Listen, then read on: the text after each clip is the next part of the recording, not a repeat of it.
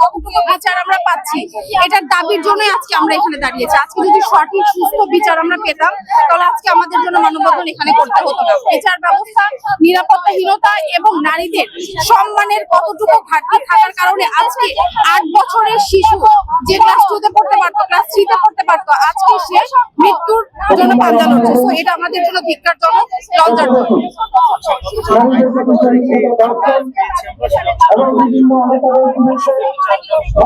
আমি এটাকে একদমই অযৌক্তিক মনে করব, কারণ একজন ধর্ষক 8 বছরের শিশু বাচ্চার ধর্ষক যখন আমাদের চোখের সামনে থাকে, তখন সেই বিচারকে 90 দিনের কাছে লেন্দি করা আমার কাছে যৌক্তিক মনে হয় না।